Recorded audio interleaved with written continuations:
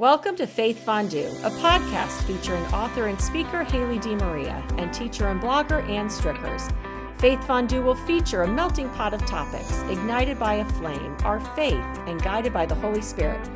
It's the week of November 14th, the 33rd week in Ordinary Time. The Fighting Irish are 9-1 after rolling over the Virginia Cavaliers this weekend in football. And I rolled my ankle last week and have been hobbling around. Ann, how are you? Oh gosh, Haley, sorry to hear about your bum wheel. One of my favorite terms, right? Wheels for our feet. Okay, a friend this morning shared with me a text, and it was something that somebody put on Twitter. And the posting said, "I wish everyone the fastest school week in the history of education." I laughed so hard because that's exactly how I feel. Just trying to get to this week before Thanksgiving week. So we look ahead to that. And on today's episode, yes, we will talk about your bum wheel, your ankle. We will be talking about NFL fans versus college football fans, thanks to a recent trip. We'll talk about Sunday's gospel. And while I was in Los Angeles, I was able to go to a Jesuit parish. We'll talk about the challenges of divorce, a topic we've talked about before, and as well as gratitude, which is a common theme of ours. So in this month of saints and thanks. So let's start, Haley. What happened? I mean, right? What's going on with the ankle? I wish it was something exciting. I was sitting doing some work at my kitchen table. I stood up. I didn't realize that my foot was asleep. I go back and forth with this, Ann. I don't know if it has anything to do with the lack of feeling and muscle tone that I have in my feet, right? I have permanent nerve damage, from my accident, my injury. I actually don't know if that has anything to do with it. Part of me would kind of like to blame it on that. Sorry, I don't mean to laugh. No, you can laugh. I wouldn't bring it up. It's not an off topic. But so part funny of me, how we rationalize. But part of me also, doesn't like any part of my injury to affect my current life, right? So I actually don't really want it to be that, but it also would give it a better story. I stood up, my foot was asleep. I went to step and put pressure on it. There was no support there. Rolled it, heard a crack, probably was a pop.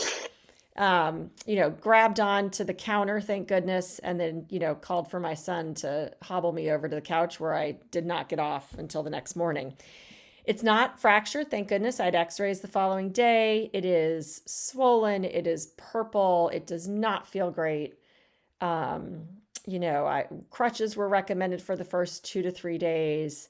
It's just it's an inconvenience. And yeah. And that's actually a privilege to say that, right? There are so many people who have really significant injuries and situations they're dealing with. So the fact that I'm, all annoyed at myself that I rolled my ankle is, that's a blessing right there, right? I should have, I have gratitude for the fact that I could go get x-rays the next day, and that, I did have a friend who could come, pick me up and bring me crutches that they had at their house. So there was gratitude in that. I am extremely grateful I did not break it.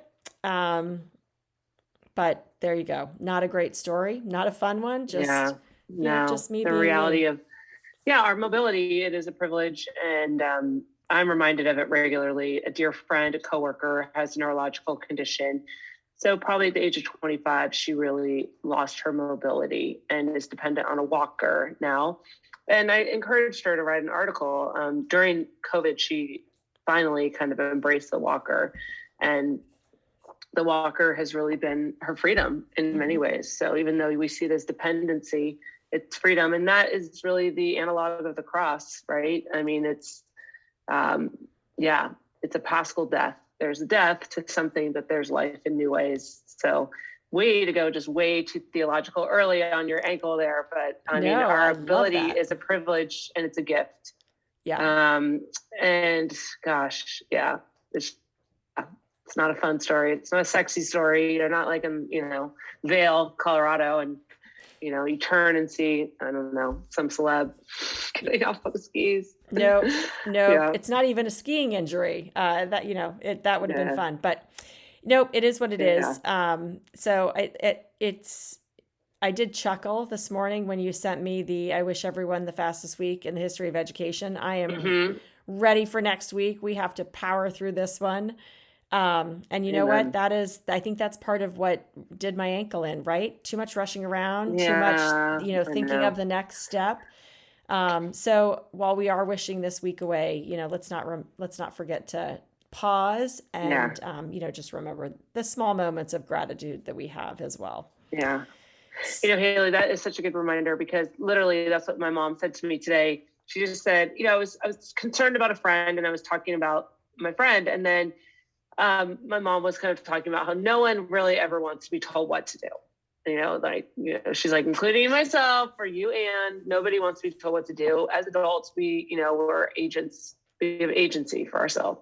But she said, I'll just make a recommendation. You really need to slow down. And she's saying it from a place of love, and she's right. I mean, it's probably incredibly countercultural where I live and move and have my being. So yes, we do need to slow down. And I'm saying this, Haley, but I'm already thinking about next week is when I'll slow down, not this week. But that's not the point, is it? It's to do it now.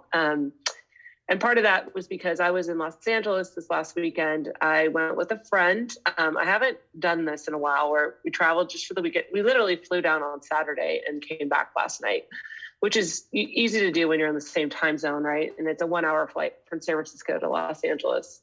But I'm tired today because, you travel and it's like, there's a lot that goes into it. We got a rental car, we got to the airport, the flight was delayed, getting home last night always takes longer, all of that. But, slowing down. Weekends are for recharging, Yes. or, for Yes. all of us. And when you're working full time. So it would be nice to slow down. Now, do I regret it? No, absolutely not. It was great. It was a balmy 85 degrees in Los Angeles. This is why people love Los Angeles. Mm-hmm. The sky was clear. The traffic was back. The palm trees, but we went to go to the home of the Chargers and the Rams, their shared home. It's called SoFi Stadium. It's super futuristic. And I think I read the price tag on it. I'm forgetting. It was in the billions. It was on a former horse track. It's in Inglewood, not far from LAX. And the Super Bowl will be there, and it's magnificent. It's incredible. So that's why we went, and I really liked the Hard Knocks season where they profiled both of those teams. So I felt like I kind of knew some of the players, and there's a couple of guys from Notre Dame that played for the Chargers, Jerry Tillery and Drew Tranquil. So that's always fun to support your guys, but it's also fun to go to a game where you're just an objective outsider. I mean, I didn't have any skin in this game. I was cheering for the Chargers, but I don't follow the Chargers. I mean, this year I did after, Hard Knocks. They played the Minnesota Vikings. I'm convinced they have the tallest fan base in the NFL because, they're all Scandinavian or whatnot, Nordic. But I mean, your family goes to a lot of NFL games, and tonight is Monday Night Football. It's in San Francisco. Well, it's in Santa Clara, I should say. NFL fans are crazy. Crazy. They're nuts. Yes. They are hardcore. So a friend recently was like, the NFL is, losing steam. It's such a mess. And I was like, have you been to a game lately? Because there's no love lost there. 70,000 people were at that game, and they were psyched to be there. Yeah, it's so first of all, I looked it up while you were sharing that with us. So SoFi Stadium cost $5 billion to build. That's Wow. insane. If I read that correctly. But so I'm going to have to look into that a little more. I'm with you. The NFL games are very, very different than college football games. Yeah. It's interesting. I just had a conversation with my parents about this when they were here a couple weekends ago, because they, of course, live in Arizona, and they were so excited when the Cardinals first moved there back in, 1987. Sure. But my mother in particular is appalled by NFL fans. Yeah. The language, the Yep. the yelling, the really what I was hearing was the passion. Um, you Mm. know, I actually love going to NFL games, and let me tell you, Baltimore is a great place to watch an NFL game. Those Baltimore Ravens fans, I say those, we are too. Yeah, yeah, yeah. They are we are passionate, and there may be some swearing that goes on, and it's not coming out of my mouth. That's not really me, but it's everywhere around me. And Yeah, it's passion. This yeah. is something. I love it in a way that's very different than Notre Dame. In a city like Baltimore, very blue collar, probably different than LA. I haven't been to an NFL game there, but Baltimore is a hard knock city. It is, salt of the earth. And these fans are, this is the one thing that brings us together, because the Orioles aren't doing it for us right now. And they love their Ravens. So I I know. actually love, my going to the games and sitting in the heart of the NFL crowd, because the passion there is, Yeah. it's really, it's palpable. You What can is it? feel it. I don't Yeah, know. I know. I don't Yeah. know, but it's interesting, It's because as much as I love that environment, and as much as I love the Ravens, we love, my boys were raised Ravens fans. I don't have the same emotional attachment to the Ravens that I yeah. do Notre Dame. Right, So while right. the fans are different, and it's clearly a Yeah, different environment, I personally, as much as there's yeah. no place like watching a game for me than, Raven Stadium, M&T Bank, it doesn't, for me personally, doesn't invoke that physical reaction, the emotional Hmm. reaction that I have. So I don't know what it Yeah, is. It's an yeah, interesting thing to kind of yeah. ponder. I know. No, it has my brain spinning, because I'm like, well, there's definitely an ownership. And when people are like, did you go to Notre Dame? And I'm like, yes, I did. Like, this is part of, and a friend made a joke the other day. They said, well, I'm watching the ND game. And he said, oh, North Dakota. And I said, that's not funny. And Come it's on. not funny. And he's like, it's a joke. And I said, it's a joke in the same way when somebody tells me they get a hole in one in golf. Oh, but it was a hole in one at putt putt. And I'm like, okay, this is not the same. Like, these are apples and oranges. So thank you for laughing, Haley. Yeah, the passion is very real. The swearing is real.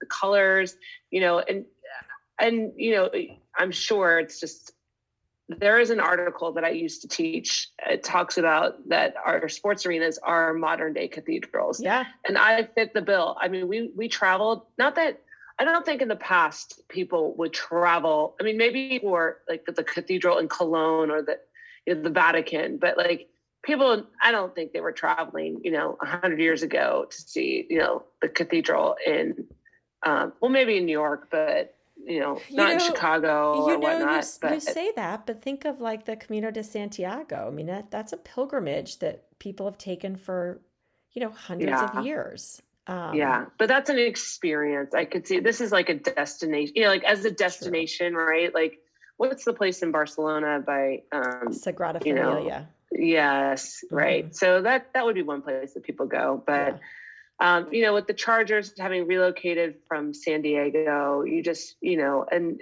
it's well known fact that, half the fans in the crowd were going to be from outside of town, because LA is, it's a great place to visit. Like, I mean, it's 85. It's not 85 in Minneapolis, St. Paul right now. Oh no. My friend is a Packers fan, and he was showing me pictures. It was like 35 degrees. So LA was looking very good this past weekend.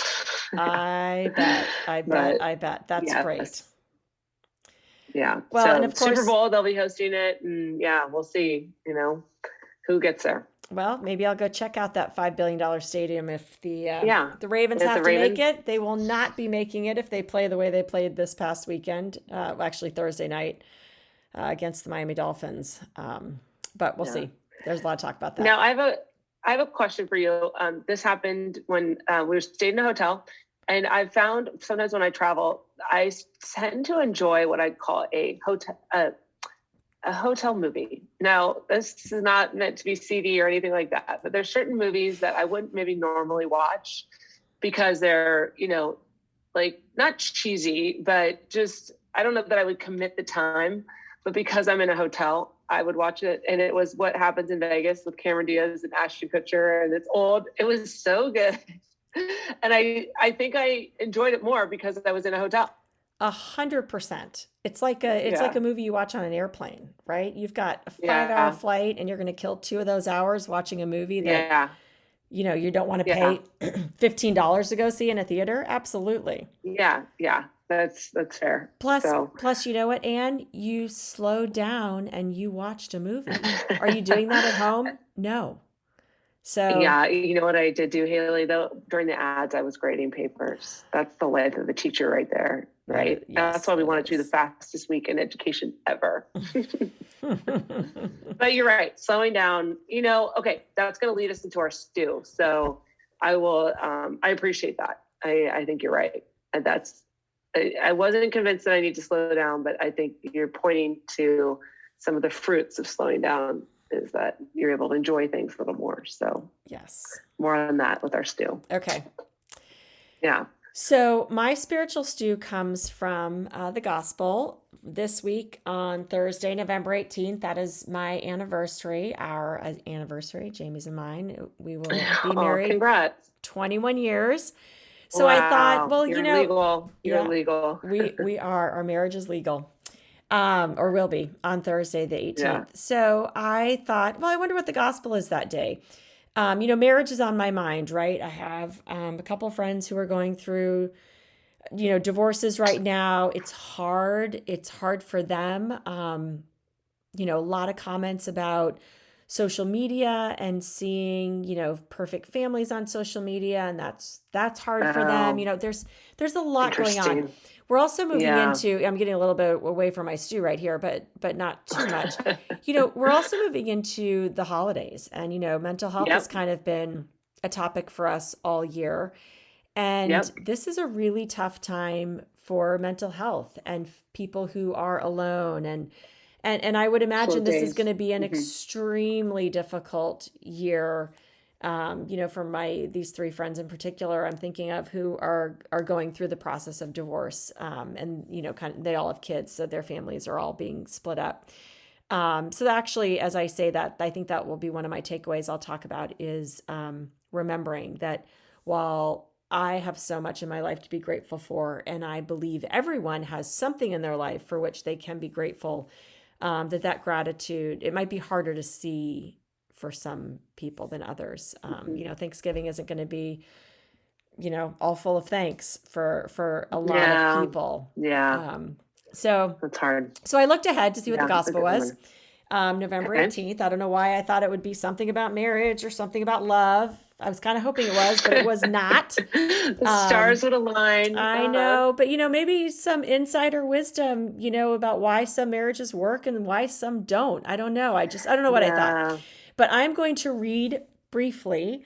It's pretty quick, the gospel from Thursday, because I read it, and I have no idea what it means. So I'm Yeah. going to throw it out there, and maybe we can kind of chew on it for a little bit. So it reads, as Jesus drew near Jerusalem, he saw the city and wept over it, saying, if this day you only knew what makes for peace, but now it is hidden from your eyes.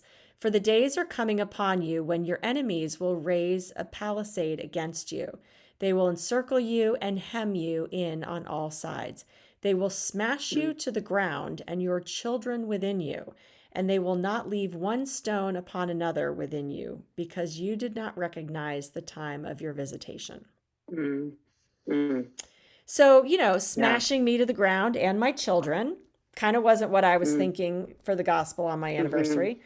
There was a lot about, you often mention, vision and sight and, what we see. Is he not recognizing, is Jesus thinking we're not recognizing what we're seeing? Is he arriving in Jerusalem and unhappy about what he sees there? Any insight you have here? Otherwise, this is clearly what I'm going to be chewing on this week and trying to figure it out. Yeah. Well, don't let me forget, speaking of sight, Alex Rodriguez, okay, and him at the game, okay. Okay. Um, but so we're preparing. They already put up the Advent wreath at school. I thought that was really interesting. I looked at that, and the Feast of Christ the King is upon us, and usually around the Feast of Christ the King is the little apocalypse. It's the reading of the end times, because Christ in his like kind of, the upper Christological is like an almighty Christ or a powerful God, and that's like part of the kingship of Christ. And so Mark's gospel will have, like, again, speaking to the end times and the end of days. And this gospel clearly speaks to me of kind of end times. Okay. So, Jerusalem is in need of redemption. Jerusalem, I weep for you, and like all these things, like the people of Jerusalem. Jesus has to go to Jerusalem where he dies, right? Because it's the holy city. And the city, the holy, is fallen. And so I think he's speaking to these end days. That would be my sense on this. So we would probably need to look to the gospel for Sunday. Does Advent begin on the 28th, Haley? It does. Probably. Yes. Yeah. So I would guess that the 21st, we're going to hear some things about, end times. Okay. That's my thought. Interesting. Good to know. Well, it's interesting. I don't know if you do this too. I go every week to a certain website that we've talked about before to read the gospel readings for the week. It's the United States Conference of Catholic Bishops. Yep. Which just started their annual convention today, or conference. Okay. So, if we can say a quick prayer of gratitude for them and their absolutely. Their conference. They had their opening mass today at the cathedral in Washington, D.C. But I saw actually a post about it, and I thought, oh, okay. It brought new meaning for me, because over the past year I have been, reading their website every week to read the readings. Wow. So we'll keep them in prayers. But I will now go back to them and see what next weekend's readings are. And I'm looking at it. Speaking of which, so it is the solemnity. So, solemnity. So it's a solemn feast of our Lord Jesus Christ, King of the universe, right? So that's a very, again, like a raised, Christology, a higher. When I say that, I mean, we're not thinking of the human Christ, right? We're thinking of the eschatological. So eschatological is end times, right? This Christ who has this role in the redemption. And the second reading is about, right? Yep. And it's all about his being handed over to Pilate, and right, then are you a king? And the role that he plays as a king, speaking of these end times. So for his life, but interesting. It is interesting, and sometimes, there's so many gospels and even just biblical readings sometimes that you think, and so for me, this is one of the first ones that I read and just really couldn't figure it out. Yeah. So I'm tempted to go to mass tempted to go to mass on Thursday and see what the priest has to say about it. Yeah, you feel for the person from, Faith MD who has to comment on this, but that's where we call it commentary. So usually you can find, an exegesis, which would just be a reflection on it, like taking from the text, from the scriptural text. And, on the website there, sometimes I'll have like some footnotes, but they don't seem to have any for the 18th. But just a good commentary is super helpful, because it just gives you that insight into this puzzle. I mean, it's kind of puzzling, and that's where, as Catholics, we, don't have this tradition of Bible study and knowing scripture in that way. And it hasn't been passed down where we have these commentaries, or, it's part of the lived experience that's passed on. So you're pointing to something that's, I think a glaring, I don't know if I don't want to say lack of something. I don't know. No, I hear you. It's, so many times, again, I try not to be judgmental. I am a convert. My husband is a cradle Catholic. He's been, he was raised Catholic, gone to mass because that's what you were supposed to do. Didn't ask, didn't question, sat there. You were quiet, You maybe listened, you maybe didn't matter as long as you were quiet. I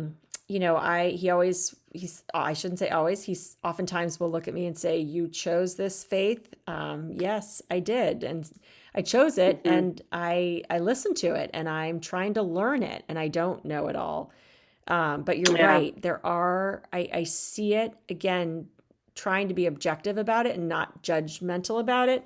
I do feel like there are, still many Catholics who go through the motions, who go to mass because you're supposed to, but aren't necessarily invested in really learning and diving deep Mhm. and exploring Yeah. or questioning even. I haven't. Anyway, just a thought, Yeah. not trying to judge, Yeah. but I Yeah. appreciate the insight. And it sounds like you went to a new church this week. I will say that is one of the things I absolutely love about traveling.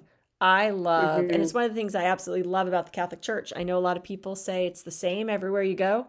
I love it because it's the same everywhere Yeah. I go. It doesn't matter what church you walk into, anywhere in the world, it's the same format. It's very familiar. It's home, which I Yeah. think is for me what church and mass is. Yeah.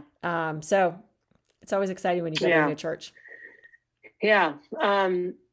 So I was thinking you were going to ask about this past Sunday's gospel.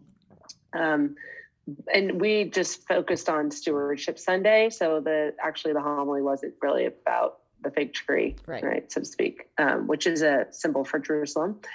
But yes, I share your kind of love for visiting other places. And I have to give my friend Kevin credit. So I traveled with a former coworker at Catholic high school, and the game was Sunday, and our flight wasn't until 9 p.m. And he said, Anne, I'm surprised you didn't want to go to mass this morning. And, I'm in a hotel. So, and it's embassy suites, right? I mean, you get free breakfast. So I'm not thinking about getting to mass before the game. I just figure I'm not going to go, but I go, all the time. So I'm not worried about it. Mm-hmm. But then I realized I could go. And so my friend Kevin's gay and is not religious at all. Was nominally raised Catholic, went to a Catholic high school and grade school, but doesn't even go to church on Christmas. So this is not part of his life. But I said, I know about this parish in Hollywood because he was telling me he goes to LA a lot for West Hollywood, which has a very dynamic and strong gay community. And I said, well, there's this parish, Blessed Sacrament. It's a Jesuit parish. And it's featured, I taught for 16 years in a Jesuit school, and they're so proud of some of their ministries, and especially this parish. So I knew about it, but I had never been. So I thought, well, they're going to have a Sunday night mass. So I looked it up, sure enough, 5:30. And, I thank him for mentioning that. And I said, well, do you want to come with me? And I said, they're known for their outreach to the gay community. And I said, you might really like it. And that's kind of why I even thought of it. And he's like, yeah, maybe. No, I'm going to go to a gay bar. So that's fine. He dropped me off. He's like, that's totally you. That's totally me. And, he's right. That is both of us. But part of me was kind of sad because he was talking about in the gay community Sunday, Sunday fun day. It's a big going out day.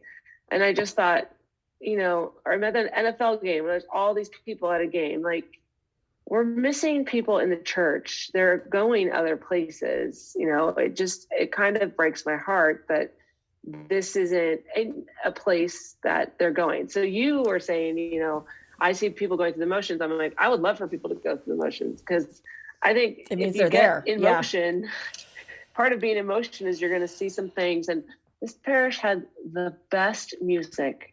I mean, a lot of these people are in Hollywood, right? So they're going to have talented musicians as it is, but sharing their gifts, so beautiful. I mean, the mass was not very well attended. It broke, I'm sure they said it's like half the numbers since before COVID. The demographics have changed in this area, but it was this once huge church where all these like Hollywood celebrities had gotten married and attended and had their funerals. Like Bing Crosby had his first marriage there.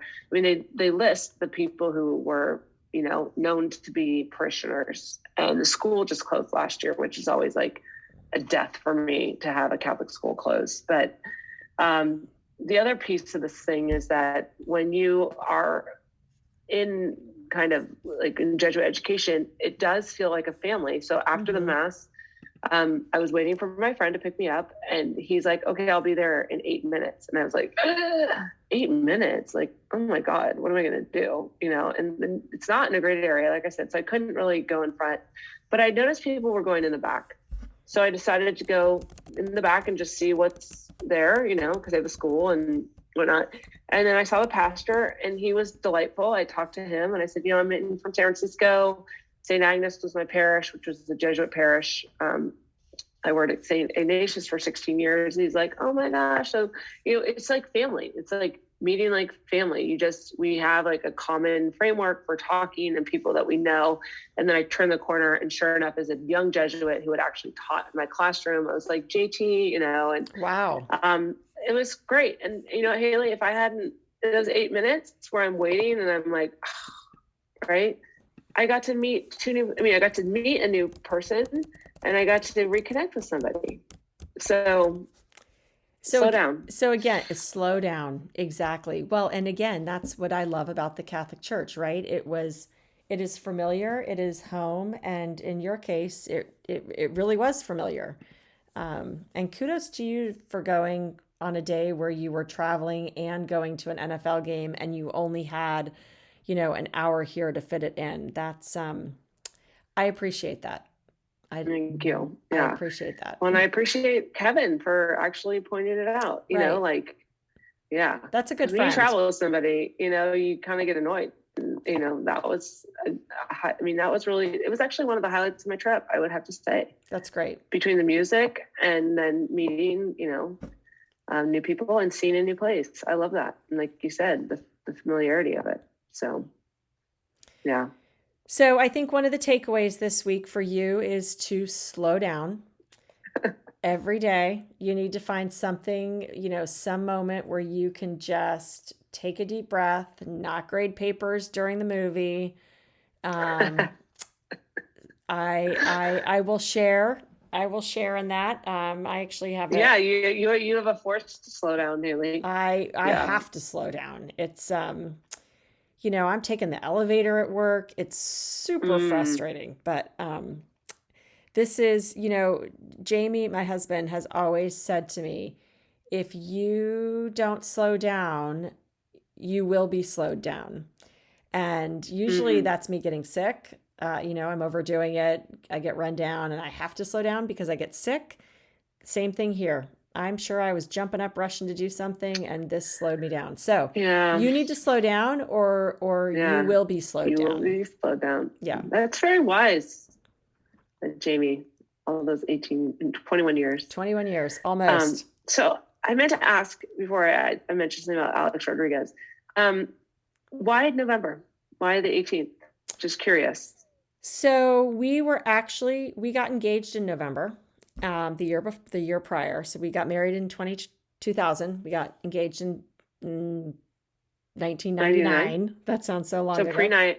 Okay. And we were going to get married in February of 2001. And I think the date was 02, 03, 01. I think it was February 3rd, 2001. Because that was when we could get the church. I, of course, at 27 years old, thought I needed more than a year to plan a wedding.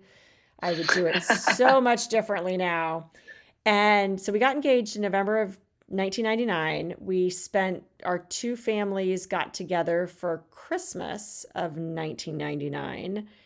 And after that holiday of being with both families, but not married, so he was with his family, I was with my family, but we were kind of trying to make it work. We said, we are not doing another holiday, being married. Yeah. So we moved it to the following November. You're kidding, huh? That is exactly why. It was a very stressful Christmas. It was a stressful Christmas, and all we wanted to do was be together. And we thought, what are we waiting for? Why would we go through another Christmas and not just be able to be together all the time? So that is why we picked November. So we had to change our priest. We had to change our location. Oh, you did. But, the best advice I ever got was from the first priest who was going to marry us, who said, you just need to remember the most important thing at the end of the day is that you're married. Yeah, It's not the party. It's not everybody I else. know. It's that Yeah, you're married. And yeah, that really stuck with us. And so we moved our date up yeah, because really we just wanted to be yeah, married. yeah, And we weren't yeah, living in the same state at the yeah, time. So it yeah, was just, so that's why November. yeah.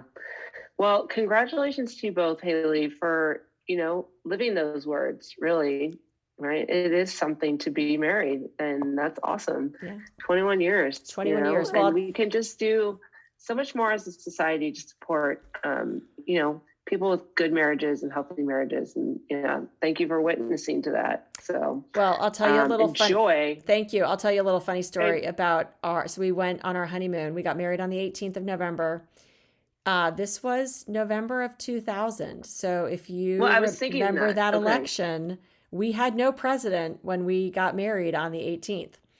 And we went on our honeymoon, and every morning. And we still had no president? Yeah. And every morning we would wake up, turn on the news. Do we have a president yet? Nope. Turn it off, go off on our day. Gosh. It was, and we, still didn't have a president when we came back, but we always laugh about that. We were, the honeymoon without the president. It was just a strange time. I mean, life's gotten stranger since then in politics, but For that was sure, like the beginning of that was beginning of the chaos. Yeah.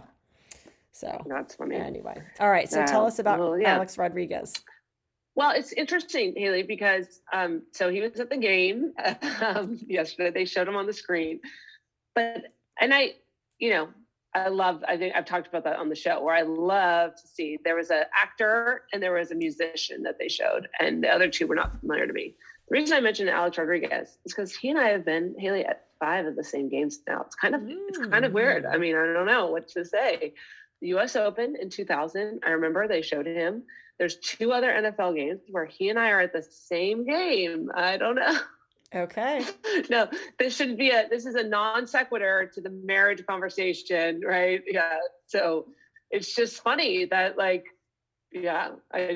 finally paid attention to it. I'm like, wow, we're kind of in the same game watching. It sounds like I'm, some stalking him, trotting, athletic, but random. So that is just a fun fact. It is. That's a fun fact. There's no takeaway there. So to our audience, other than who, again, I just like knowing who's out and about, and, seeing people that just always, I don't know, that's something I do enjoy. So. Yeah, that's as we enjoy our football games as well, and most live sporting events. Right. And when you slow down, you can see these people. That's the other thing. And when you slow down, you can see them. I will tell you one thing I'm going to do this week in slowing down is take in the leaves right now. We are at peak foliage, awesome. Which is really late. We've had a very warm fall. But I was actually thinking about it in terms of my son driving, because when he's not driving, of course, he sits next to me and they're on their phone. Even my husband does it. They're just looking at their phones. And I said, I'm so happy when you drive, because you can't look at your phone and you have to enjoy these amazing colors. I mean, it's gorgeous right now. It is bright red. Yeah. It is bright orange. It's awesome. Kind of the reward, I feel like, of coming out of COVID. I don't even feel like it was this great last year, but so I'm going to slow down and enjoy the colors, because they're not going to last long. You usually get about a week. Okay. And just, that's awesome. And just, appreciate all things good certainly in our married life. It's never perfect, but it's been pretty great for 21 years. It's not supposed to be, but no. Yeah, that's cool. So cheers to you both. Thank you. Lots of love and prayers, and all the people that have supported you all these years. So for sure. And the fruit of your marriage, your children. So that's awesome. We will be celebrating. So thank you, Anne. I look forward to connecting next week. Likewise.